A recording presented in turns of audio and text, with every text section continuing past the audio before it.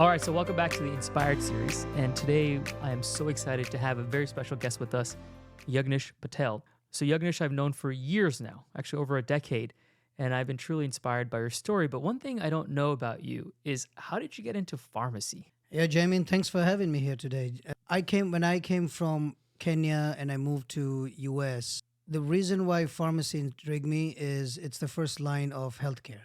If you go to your local community store, most of Americans will go to a pharmacy to get over-the-counter medications, and the person they're talking to is the person in the white coat. That intrigued me that I want to be that person in the community, first access of healthcare, be there when they need it right off the bat. And that's where my journey started.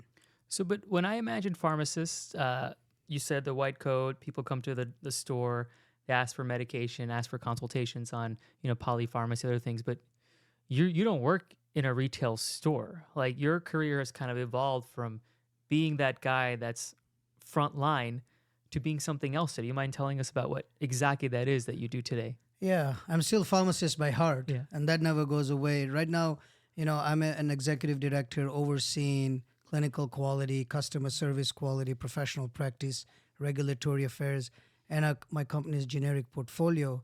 But all this are aspects of the profession of pharmacy.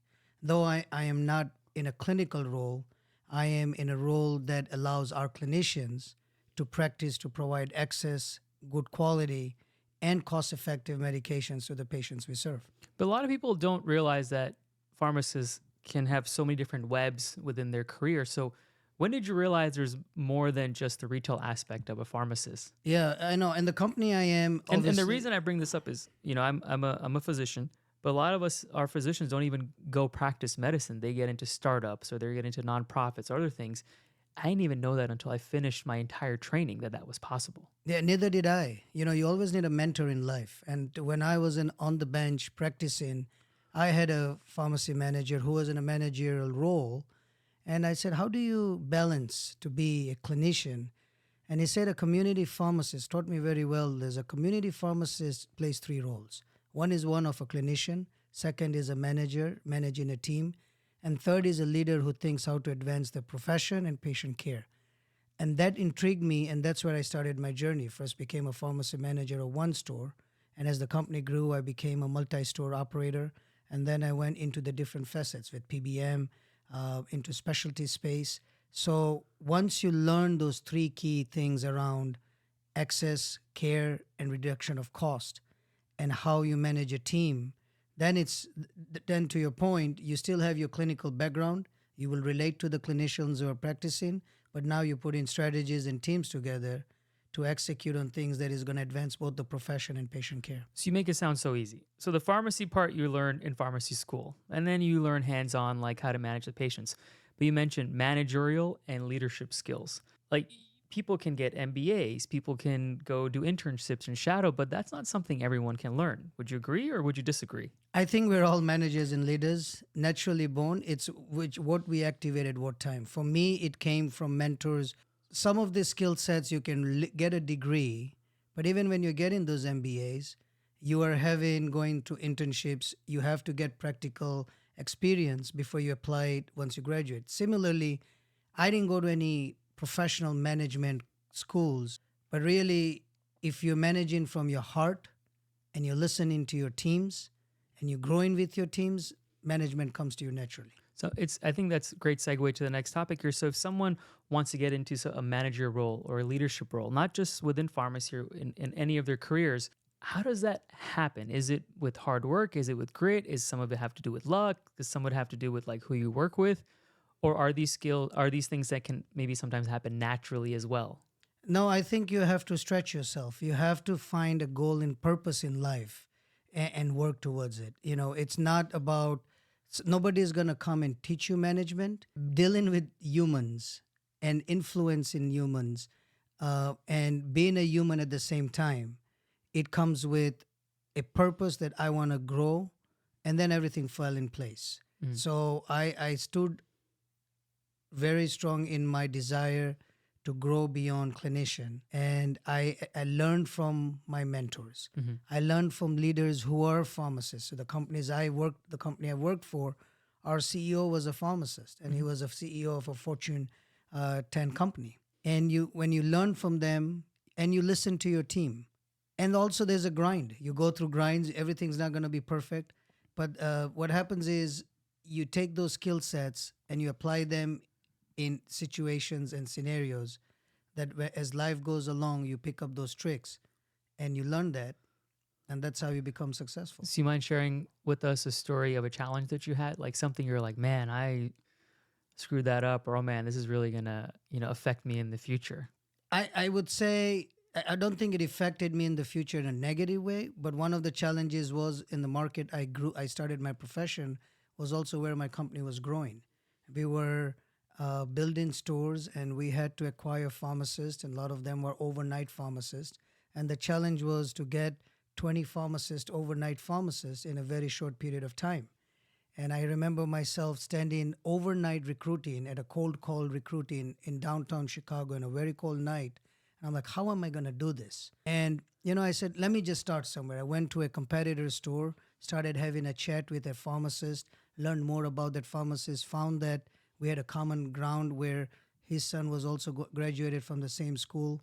And I listened to him. I listened to why his company was better than mine and what could we find. And I said, what if we find, and that's where I learned the trick, or not the trick, but the art of negotiation, listening to a veteran pharmacist who is in a local community, but was well respected. And if I had recruited him, I know there will be a following.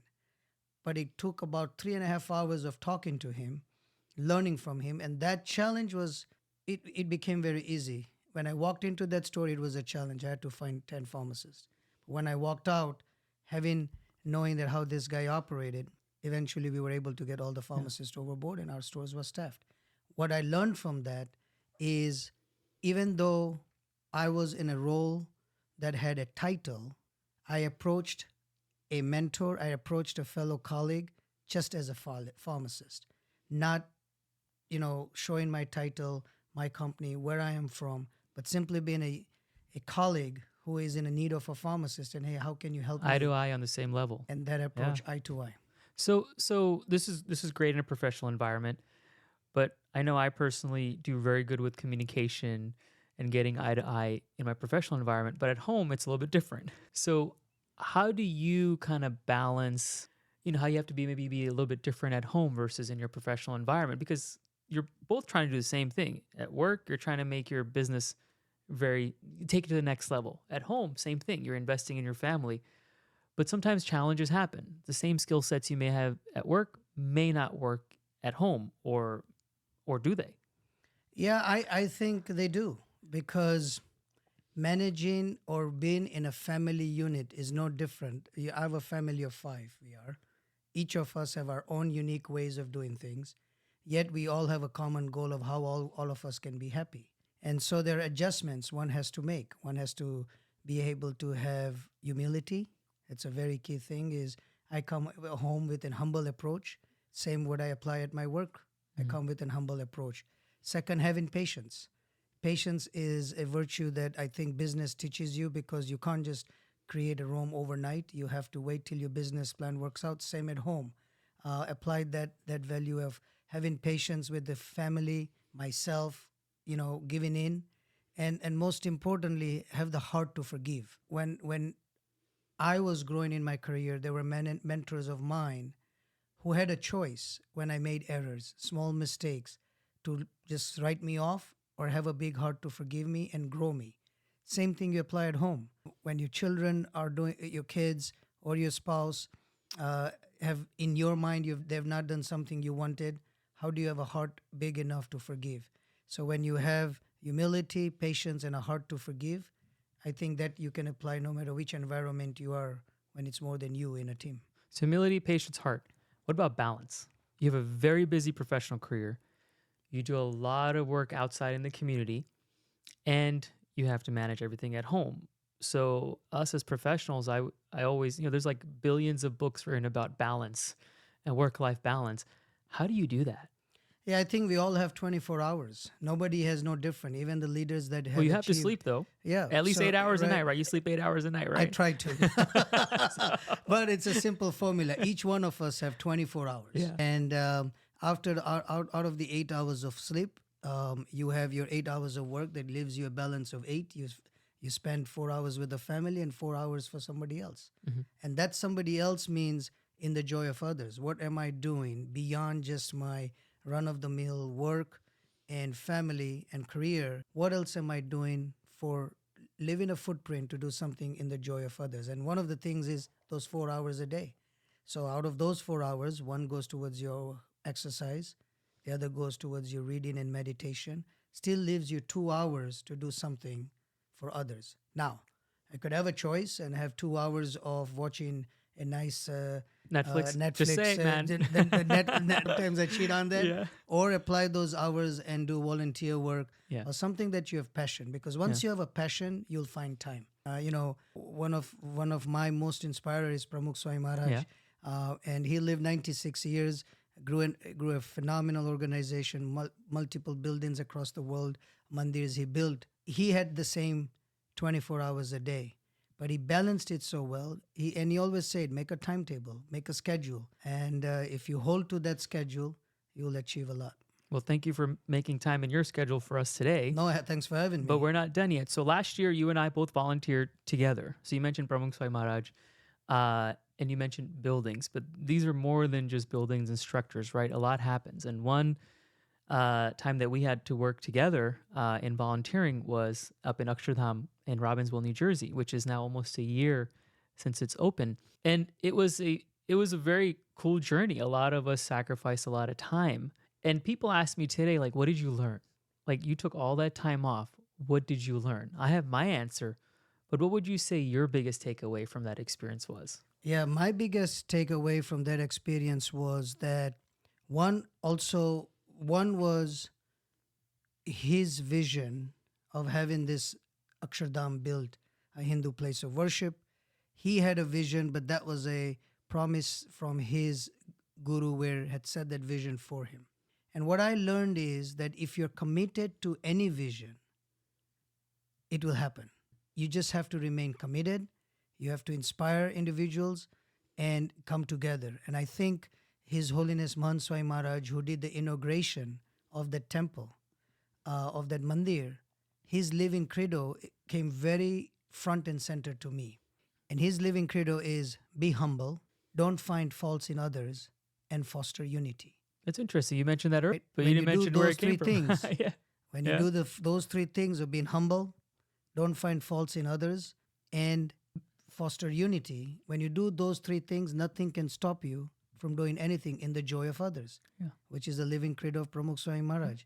And I lived it and I saw it last year. And that's what inspired me, is remain committed and continue what you're doing, and others will come with you. And 12,500 volunteers in a Yeah. very short period of time. And were I would able to agree with deliver you that is what my key takeaway was too, is that unity part. And you read about unity, you see unity in, when I work in the hospital, people talk about, hey, let's collaborate everything, but you see it at the next level. And what was really cool was everyone that was there really had no gain. There was no financial gain. There was nothing that we were going to get in return, but we got so much in return. And I wish we could go back. I wish we could fast forward a year ago and do it again.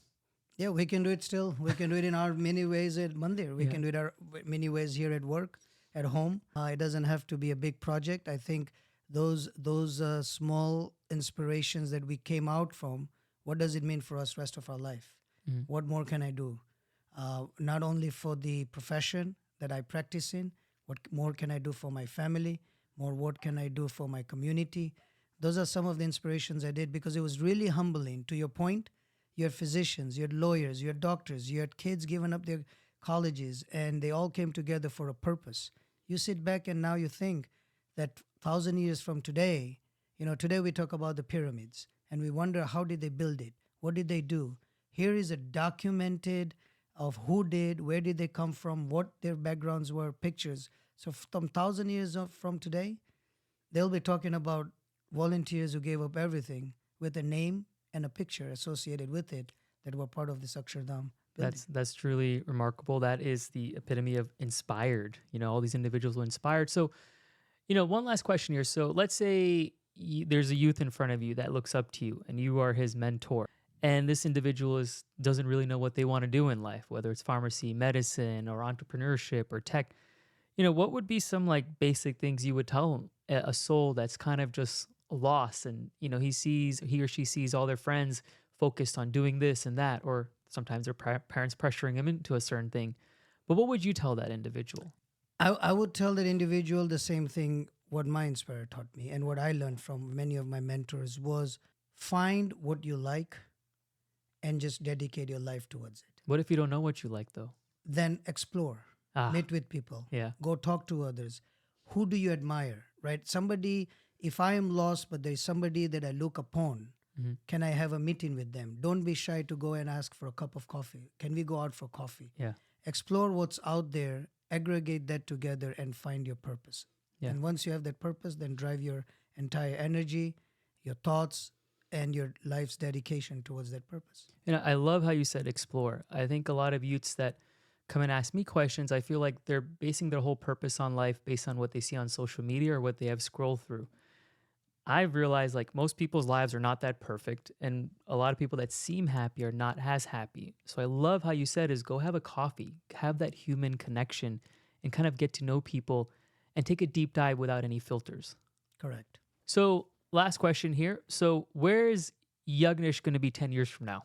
I think Yagnesh in 10 years from now will be doing the same thing he's doing Yeah. today. Continue to, follow my dream. I think one of the things that I've learned is at this age now and coming at this level in my career is what more can I do in that profession to advance both care for patients, advance the profession itself, but also in my volunteer world is at this age now, whatever balance of years I've left on this earth, what's my mark? What's that mark I'm going to leave behind that the same way that the mark our spiritual leader Pramukh Swami did, Mahant Swami Maharaj at the age of 90, they continue their journey. They don't count in decades. See, we get stuck in what's my next 5-year But plan. we're waiting till 65 to retire, right? Right. We have really compartmentalized our life into decades. And this 10 years, I want to do this. Yeah. Whereas theirs is not in time bound. There is a purpose driven Yeah. life. And I think I'm not going to box myself into where I want to be in the next 10 years. I just want to continue this journey till the end.